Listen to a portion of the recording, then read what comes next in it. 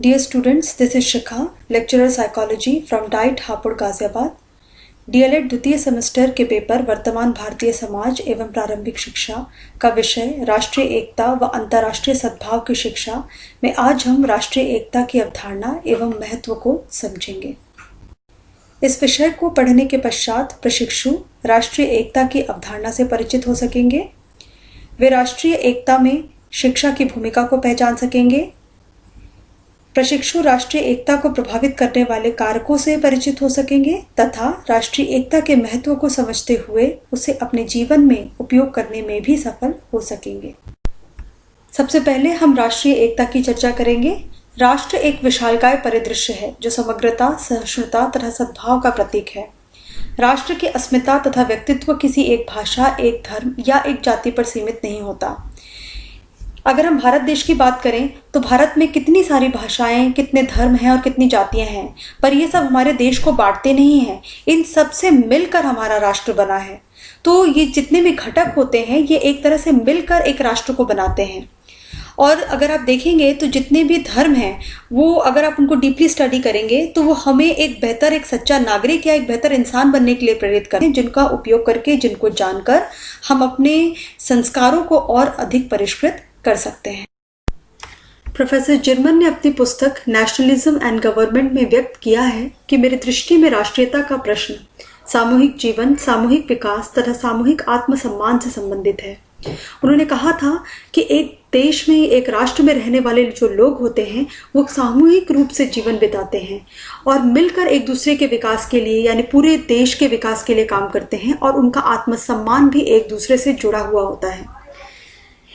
इसी में सरदार वल्लभ भाई पटेल ने बोला है कि by common endeavour we can raise the country to a new greatness while a lack of unity will expose us to new calamities. मतलब अगर हम मिलके काम करेंगे, मिलके अगर हम प्रयास करेंगे तो हम अपने देश को नई ऊंचाइयों तक पहुंचा सकते हैं। लेकिन अगर हमारे बीच में भेदभाव रहा तो हम क्या होगा, तो हम अपने देश को और नई आपदाओं में डाल सकते हैं।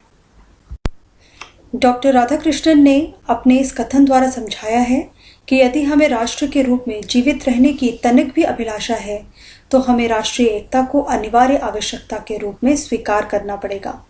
भारत की जनसंख्या में असाधारण विविधता है। इसके विभिन्न भागों को एक दूसरे से पृथक करने वाली दूरियां बहुत लंबी हैं। उसके निवासियों के दैनिक जीवन एवं व्यवसाय को प्रभावित करने वाली जलवायु एवं भौतिक दशाओं में अत्यधिक विभिन्नता है। आगे उन्होंने कहा था, हमारा राष्ट्र तीव्र गति से होने वाली सामाजिक, आर्थिक, राजनीतिक एवं प्राविधिक परिवर्तनों से गुजर रहा है। ऐसे संक्रमण काल में भारतीयों को अत्यधिक सतर्कता से कार्य करना चाहिए और ऐसा तभी कर सकते हैं जब वे अपने आंतरिक भेदभाव को निश्चित सीमाओं के अंतर्गत रखें और इसके साथ ही सामान्य राष्ट्रीयता की भावना का विकास करें और अपने देश के उत्थान के लिए कंधे से कंधा मिलाकर कार्य करें। डॉक्टर राधाकृष्णन ने ये बोला कि भले ही हमारा देश बहुत बड़ा है व दूरियां बहुत ज़्यादा हैं एक क्षेत्र की दूसरे क्षेत्र से, पर फिर भी हम सबको मिलकर अपने जितने भी भेदभाव हैं उनको अपनी सीमाओं तक रखना है। देखिए, भेदभाव हर जगह होते हैं, लेकिन अपने आंतरिक भेदभाव को एक निश्चित सीमाओं तक रखना, उनको समय पर उनका निवारण करना बहुत ज़रूरी है। और अपने देश के उत्थान के लिए हम सबको सतर्कता के साथ और कंधे से कंधा मिलाकर कार्य करना है। राष्ट्रीय एकता की विभिन्न प्रकार की विभेदन शक्तियां हो सकती हैं, जैसे जातिवाद, सांप्रदायिकता, भाषाई विरोध, क्षेत्रवाद और प्रांतीय भिन्नता तथा राजनीतिक हस्तक्षेप। इन सारी शक्तियों को हमें अपने देश के ऊपर या अपने ऊपर हावी नहीं होने देना है। अलग अलग जातियों में कभी कभी मतभेद हो जाता है। धार्मिक जो विविधता है उसके कारण कभी कभी सांप्रदायिकता की भावना पैदा हो जाती है। भाषाई विरोध हो जाता है। दो क्षेत्र के, दो प्रांत के लोग कभी कभी आपस में, उनके बीच में कॉन्फ्लिक्ट हो जाता है। जो राजनीतिक अपने फायदा उठाने के लिए भी कई बार लोग जातिवाद, सांप्रदायिकता को लोगों के मन में उजागर करने की या उनकी भावना पैदा करने की कोशिश करते हैं। बट हमें एक अच्छे नागरिक की तरह, एक अच्छे ह्यूमन बीइंग की तरह हमें इन सारी बातों को, इन सारी फीलिंग्स को अपने ऊपर हावी नहीं होने देना है और अपने देश के विकास के लिए, अपने देश के हित के लिए एक मिल के कार्य करना है। तो मैं आशा करती हूँ कि आपको समझ में आया होगा कि राष्ट्रीय एकता की इस समय हमारे देश को कितनी ज़्यादा आवश्यकता है, और हम ही हैं जो मिलकर अपने देश को एकता के साथ, विविधता के बावजूद भी हमारा देश जो है वो फेमस है यूनिटी एंड डाइवर्सिटी के लिए, तो हमें मिलकर अपने देश के हित के लिए कार्य करना है। धन्यवाद। डियर स्टूडेंट्स, राष्ट्रीय एकता के महत्व को समझने के पश्चात अब हम अंतर्राष्ट्रीय सद्भाव की शिक्षा के महत्व को समझने का प्रयास करेंगे। इस विषय को पढ़ने के बाद प्रशिक्षु अंतर्राष्ट्रीय एकता की अवधारणा से परिचित हो सकेंगे। वे अंतर्राष्ट्रीय एकता में शिक्षा की भूमिका को पहचान सकेंगे।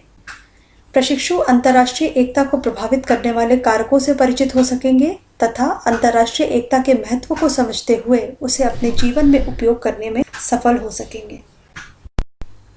अंतर्राष्ट्रीय सद्भाव। अंतर्राष्ट्रीय सद्भाव दो शब्दों अंतर्राष्ट्रीय एवं सद्भाव से मिलकर बना है। इससे स्पष्ट है कि विभिन्न राष्ट्रों के बीच संबंध और अच्छी भावना अंतर्राष्ट्रीय सद्भाव को व्यक्त करती है। दूसरे शब्दों में अंतर्राष्ट्रीय सद्भाव विभिन्न राष्ट्रों के मध्य अच्छी भावना से युक्त संबंध रखने का मंतव्य देता है। गोल्डस्मिथ के अनुसार अंतर्राष्ट्रीय सद्भाव एक भावना है जो व्यक्ति को यह बताती है कि वह केवल अपने राष्ट्र का ही नहीं अपितु पूरे विश्व का नागरिक भी है। इसके पहले हमने ये जाना कि किस तरह से हम मिलकर एकता के साथ अपने राष्ट्र की बेहतरी के लिए, हित के लिए कार्य कर सकते हैं। बट हमें एक होलिस्टिक व्यू भी अपनाना है, एक होलिस्टिक अप्रोच भी हमें अपनाना है कि हम सिर्फ अपने देश में नहीं रहते हैं, we are part of the world also. हम दुनिया के भी का भी एक हिस्सा हैं। सो हमें अपने देश के साथ साथ हमें विश्व के हित के बारे में भी सोचना है। तो अंतर्राष्ट्रीय सद्भाव यही बताता है कि किसी एक पर्टिकुलर कंट्री के होने के बावजूद भी हमें पूरी दुनिया को अपना राष्ट्र या अपना देश समझना है, और उतनी ही सद्भावना, उतना ही प्रेम हमें दूसरों के साथ, दूसरे देशों के साथ भी बनाए रखना है जितना प्रेम हम अपने देश में, अपने देश के साथ हम फील करते हैं। अंतर्राष्ट्रीय सद्भाव के निम्नलिखित तत्व होते हैं। अंतर्राष्ट्रीय सद्भाव राष्ट्र के नागरिकों को विश्व का नागरिक बनने की प्रेरणा प्रदान करता है। कितनी अच्छी बात कही गई है कि हमें इस सोच से आगे बढ़ना चाहिए कि I am just not citizen of my country, the whole world is my home. ये विश्व पूरा मेरा घर है। अंतर्राष्ट्रीय सद्भाव सभी राष्ट्रों को अपनी संकुचित राष्ट्रीय भावना की परिधि से ऊपर उठकर वैश्विक सहयोग बढ़ाने का मंतव्य देता है। इट मीन्स, अगर मैं आपको छोटी सी एनालॉजी दूं, एग्जांपल दूं कि आपका जो घर है वो किसी शहर में है, वो शहर किसी राज्य में है, और राज्य जो है वो किसी देश का हिस्सा है, और जो देश है वो विश्व का हिस्सा है। तो हमें ये सोचना चाहिए कि हम सब एक ही कड़ी से जुड़े हैं, हम लोग अलग अलग नहीं हैं। तो हमें एक संकुचित भावना से कार्य नहीं करना है। किसी भी देश को सिर्फ ये नहीं सोचना है कि वो अपने फायदे के बारे में सोचे। जो भी कार्य हमें करने हैं, हमें उससे ये सोचना है कि इससे पूरे विश्व का भला होना चाहिए। So we should think from a holistic perspective that whole world means whatever we should do that should be beneficial for the whole world. अंतर्राष्ट्रीय सद्भाव समस्त राष्ट्रों को आपसी समझदारी से रहने तथा विपदाओं का मिलजुल कर मुकाबला करने का मंत्र देता है। देखिए क्या है कि दुनिया में इतने देश हैं और ऐसा नहीं है कि उनमें मतभेद नहीं होता है, मतभेद होता है, लेकिन वो समझदारी से उनका निराकरण भी कर लेते हैं, जिससे पूरी दुनिया उस जो कॉन्फ्लिक्ट है उसका शिकार ना बने, या सभी देशों का उससे नुकसान ना हो। जिसे हम कहते हैं कि हम लॉन्ग टर्म किसी चीज़ का हम इफेक्ट देखते हैं कि अगर हमने अपने कॉन्फ्लिक्ट को सॉल्व नहीं किया या आपसी समझदारी से हमने उसको नहीं सुलझाया, तो हो सकता है कि लॉन्ग टर्म में जो उसका नुकसान है वो पूरी विश्व को, पूरी दुनिया को भुगतना पड़े। इसके अलावा जैसे कि किसी भी सिचुएशन का पूरी दुनिया या दुनिया के में जितने भी राष्ट्र हैं सब मिलके उसका सामना करते हैं। जैसे कि अगर अब अभी हम कोविड-19 की सिचुएशन ले, तो दुनिया के जितने भी राष्ट्र हैं सब मिलके उसकी दवाई, उसकी वैक्सीन को खोजने में लगे हुए हैं। तो ऐसा तो नहीं है कि अगर कोई एक देश अगर कोई वैक्सीन ढूंढ लेता है या कोई मेडिसिन ढूंढ लेता है तो वो दूसरे देशों की मदद नहीं करेगा। ऑफ कोर्स वो उसका वितरण अन्य राष्ट्रों में भी करेगा। इसके अलावा अंतर्राष्ट्रीय सद्भाव संपूर्ण जीवन व्यतीत करने तथा वैश्विक परिप्रेक्ष्य में व्यापार और वाणिज्य के द्वारा सभी राष्ट्रों के बहुमुखी विकास का मूल मंत्र देता है। एक चीज और है, देखिए ये धरती है, ये संसाधनों से भरपूर है, लेकिन क्या है कि किसी राष्ट्र में कोई संसाधन बाहुल्य में है तो कहीं पर कोई वाले संसाधन बाहुल्य में है।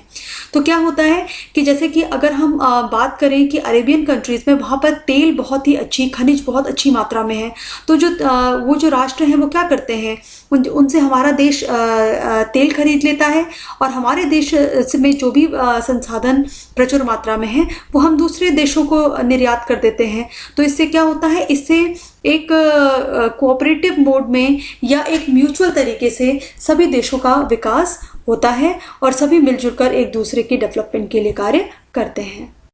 अंतर्राष्ट्रीय सद्भाव की आवश्यकता क्यों है और उसका क्या महत्व है? संपूर्ण विश्व की सुरक्षा एवं संरक्षण के लिए अंतर्राष्ट्रीय सद्भाव की बहुत आवश्यकता है। अगर आप देखेंगे तो इस विश्व में कितने सारे राष्ट्र हैं। इसके अलावा हर राष्ट्र आज आधुनिक हथियार से लैस है, सबके पास एटम बॉम्ब है और उनके बीच में किसी न किसी बात को लेकर मतभेद भी चलता रहता है। लेकिन इतना समझना आवश्यक है कि इस मतभेद को अगर समय से इसका निराकरण नहीं किया गया तो इसका नुकसान सिर्फ उन राष्ट्रों को नहीं अभी तो पूरे विश्व को झेलना पड़ेगा। तो अगर हम इस नज़रिए से देखें तो अंतर्राष्ट्रीय सद्भाव बहुत आवश्यक है।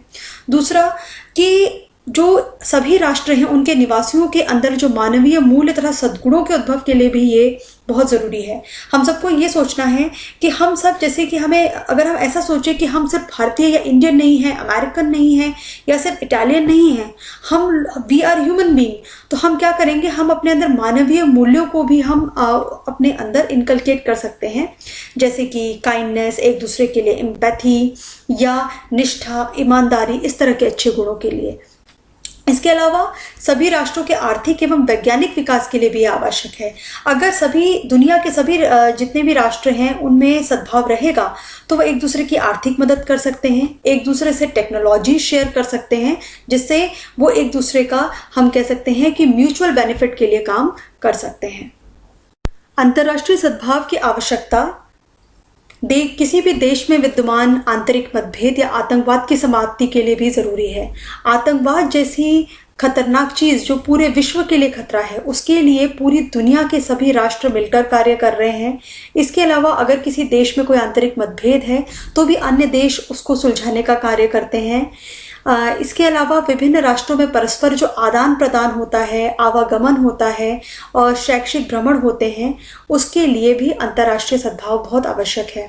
अगर आप कभी विदेश में जाएंगे तो आप देखेंगे कि वहाँ का इंफ्रास्ट्रक्चर, वहाँ की जो संस्कृति है, वहाँ का एनवायरनमेंट बिल्कुल अलग होता है। तो अब किसी को कोई रिसर्च करना है, कोई शैक्षिक भ्रमण करना है, तो उसके लिए अगर पारस्परिक सद्भाव रहता है तो एक देश का दूसरे देश से कम्युनिकेट करना, लोगों का आना जाना बहुत आसान हो जाता है। अंतर्राष्ट्रीय सद्भाव के विकास में शिक्षा की भूमिका। अंतर्राष्ट्रीय सद्भाव के विकास में शिक्षा की बहुत ही महत्वपूर्ण भूमिका होती है, क्योंकि विद्यालय में समय समय पर विभिन्न प्रकार की सहगामी क्रियाओं का आयोजन किया जाता रहा है, जैसे कि अंतर्राष्ट्रीय दिवस एवं सप्ताह का आयोजन किया जाता है, world peace day, AIDS day या अर्थ डे। अब जैसे कि इंटरनेशनल योगा डे भी हो गया है। उसमें क्या होता है कि पूरा विश्व एक दिन एक साथ कनेक्टेड फील करता है। इसके अलावा बहुत सारी यूनिवर्सिटीज़ और कॉलेजेस ऐसे होते हैं या स्कूल्स ऐसे होते हैं जो फॉरेन एक्सपर्ट्स को अपने यहाँ बुलाकर बच्चों के साथ अपने एक्सपीरियंसेस और नॉलेज को शेयर करने के लिए कहते हैं। अंतर्राष्ट्रीय खेलों का आयोजन किया जाता है, जिससे एक देश के खिलाड़ी दूसरे देश में जाकर खेलते हैं और इससे सद्भाव की भावना विकसित होती है। इसके अलावा स्कूल और कॉलेजेस में बहुत सारे क्लब्स भी बनाए जाते हैं, जैसे कि जिसमें स्टूडेंट एक्सचेंज प्रोग्राम होता है, जिसमें एक देश के बच्चे दूसरे देश में जाकर कुछ दिनों के लिए या किसी पर्टिकुलर प्रोग्राम में पार्टिसिपेट करने के लिए वो जाते हैं। इसके अलावा स्पोकन जो फॉरेन लैंग्वेज होती है उसके क्लब्स होते हैं, वैल्यू एजुकेशन प्रोग्राम्स होते हैं, किसी देश के कल्चर को अंडरस्टैंड करने के लिए क्लब्स होते हैं। तो बहुत सारे क्लब्स स्कूल और यूनिवर्सिटीज़ लेवल पर भी स्थापित किए जाते हैं, जिससे अंतर्राष्ट्रीय सद्भाव की भावना स्कूल लेवल पर ही बच्चों में विकसित हो जाती है। इसके अलावा शिक्षा अपने आप में ही एक ऐसी चीज़ है कि अगर एक इंसान शिक्षित हो जाए तो उसके लिए सद्भाव या इंटरनेशनल या आपसी सद्भाव को समझना बहुत ही आसान हो जाता है। अगर अंतर्राष्ट्रीय सद्भाव की बात हो रही है तो यूनेस्को के बारे में भी जानकारी होनी चाहिए। UNESCO united nations educational, scientific and cultural organisation, संयुक्त राष्ट्र शैक्षिक, वैज्ञानिक एवं सांस्कृतिक संगठन, जो संयुक्त राष्ट्र का एक घटक निकाय है। इसका कार्य शिक्षा, प्रकृति तथा समाज विज्ञान, संस्कृति तथा संचार के माध्यम से अंतर्राष्ट्रीय शांति को बढ़ावा देना है। संयुक्त राष्ट्र की इस विशेष संस्था का गठन 16 नवंबर 1945 को हुआ था। इसका उद्देश्य शिक्षा एवं संस्कृति के अंतर्राष्ट्रीय सहयोग से शांति एवं सुरक्षा की स्थापना करना है, ताकि संयुक्त राष्ट्र के चार्टर में वर्णित न्याय, कानून का राज, मानवाधिकार तथा मौलिक स्वतंत्रता हेतु वैश्विक सहमति बन सके। यूनेस्को क्या करता है? यूनेस्को बहुत सारे स्कूल, कॉलेजेस, यूनिवर्सिटीज़ में वो कल्चर एक्सचेंज का काम करता है, यानी वो कुछ ऐसे कार्यक्रम चलाता है स्कूल्स के और यूनिवर्सिटीज़ और कॉलेजेस के थ्रू कि एक देश का जो कल्चर है या टेक्नोलॉजी है वो दूसरे देश में शेयर हो सके। और इस तरह से क्या होता है, इस तरह से वो आपसी जो अंतर्राष्ट्रीय शांति को बढ़ावा देता है और सद्भाव को भी बढ़ावा देता है। और साथ में जब कल्चरल एक्सचेंज होता है तो जो आपस में देश हैं वो एक दूसरे से कनेक्टेड फील करते हैं। तो इस तरह से जो यूनेस्को है वो शिक्षा के माध्यम से, शिक्षा का प्लेटफॉर्म यूज़ करके वो क्या करता है, कई बार जो अंतर्राष्ट्रीय सद्भाव या शांति को बनाए रखने का काम करता है। एल्बर्ट आइंस्टाइन का कहना था, piece can not be kept by force, it can only be achieved by understanding. अंतर्राष्ट्रीय सद्भाव कभी भी विश्व पे थोपा नहीं जा सकता। ये तभी अचीव किया जा सकता है जब दुनिया के सभी देश इसकी महत्ता को समझते हुए इसकी तरफ मिलकर कार्य करें।